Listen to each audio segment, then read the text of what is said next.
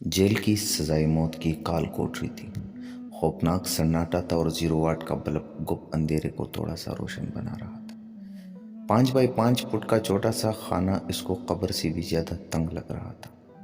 बाहर शायद बारिश हो रही थी। उसके पतराए हुए दिमाग में ख्याल गुजरा क्योंकि बादलों के हल्के हल्के गरज खौफनाक सन्नाटे को चीर रही थी, लेकिन इनकी चमक बारिश की हल्की फुहार और ठंडी हवा के ताज़ा तरीन झोंकों से महरूम था। आज उसे महसूस हुआ कि बारिश कितनी बड़ी नेमत है। काल कोठरी का खाना भी तो आज रात न आ सका। खाना नहीं मिलेगा, पता नहीं क्या हुआ। शायद बारिश की वजह से गाड़ी देर से पहुंचेगी। जेल के संतरे ने पोलादी दरवाजे पर लगी छोटी सी खिड़की खोलकर उसे बता दिया और खिड़की बंद कर दी। इसको खाना मिलने का कोई गम नहीं था, लेकिन 5 दिन बाद एक इंसानी आवाज़ जो उससे मुखातिब थी, उसकी सुनने की खुशी थी, क्योंकि वार्डन बगैर कुछ कहे खाना आनी दरवाजे के नीचे सरका देता था। भाई मेरी बात सुनो, वो तड़प कर उठा। मेरे से 2 बातें तो कर लो। लेकिन काल कोठरी का वार्डन कब का जा चुका था। फिर से बस एक वो था और वो काली खबर थी। या अल्लाह, मैं सज़ाए मौत का मुजरिम कैसे? अपने रब से उसका एक ही सवाल था, मैंने तो तेरे बंदों पर कभी जुल्म नहीं किया था। 64 साल की उम्र का कमज़ोर आदमी कैसे और किसका कातिल हो सकता है? ए रब्बी जुल जलाल, तू जानता है मैं एक बेगुनाह हूँ। अपने रब से बातें करता न जाने कब नींद की वादियों में खो गया। ख्वाब भी तो उसको डरावने आ रहे थे। कभी अपने आप को तख्तेदार पर झूलते देखता और कभी जल्लाद को अपना चेहरा ढांपते देखता। ख्वाब में क्या देखा कि हिंदुस्तान की तकसीम हो रही है, हिंदू के काफिले भारत जा रहे हैं और मुसलमान पाकिस्तान आ रहे हैं। कश्त खून की लड़ाई जारी है, लेकिन इसको कोई परवाह नहीं। कड़ियल जवान और मजबूत जिस्म का मालिक रोज़ाना घर से निकल पड़ता है और देखता है कि हिंदू की छोड़ी हुई किसी चीज़ को उचक ले। एक आवाज़ आती है, ये तेरी कमाई के दिन थे, तू चोर जो ठहरा अपने इलाके का।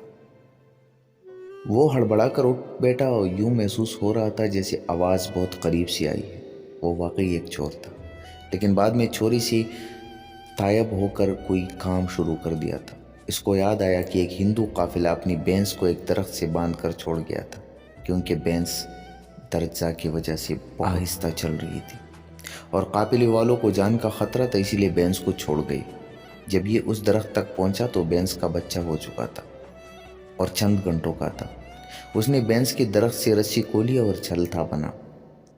बच्चा भी माँ के साथ साथ हो लिया। इसने देखा कि भैंस के बच्चे की वजह से आहिस्ता आहिस्ता चल रही है और मुड़ मुड़ कर इसी के साथ मिलने का इंतज़ार करती है। चोर को बेचने की जल्दी थी और बच्चा इसमें रुकावट था, तो उसने बंदूक निकाली और भैंस के बच्चे पर फायर कर दिया। बच्चा तड़प तड़प कर मर गया।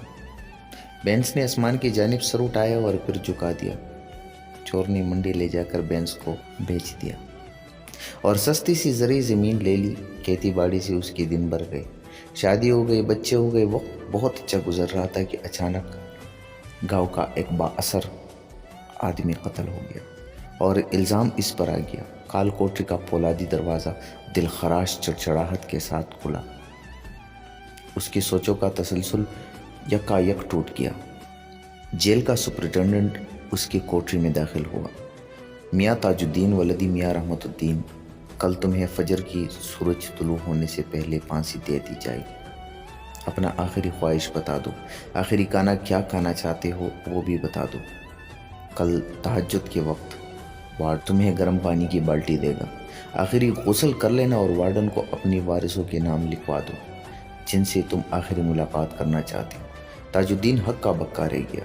कुदरत की इंतकाम की घड़ी आ पहुंची थी और उसको उसके शिकवे का जवाब भी मिल गया था कि किस तरह उसने एक कमज़ोर बेकस मासूम की जान ली थी और उसकी दुखी मजलूम माँ की आह आज उसे तख्तेदार पर लटका रही थी। फिर वही खौफनाक सन्नाटा था। 0 वाट का बल्ब को अंधेरों को थोड़ा सा रोशन बना रहा था। 5 बाई 5 फुट का छोटा सा खाना उसको कब्र से भी ज़्यादा तंग लग रहा था। कुदरत अपना हिसाब पूरा ज़रूर करती है। उसके यहाँ देर है अंधेर नहीं, क्योंकि ये दुनिया मकाफात अमल है।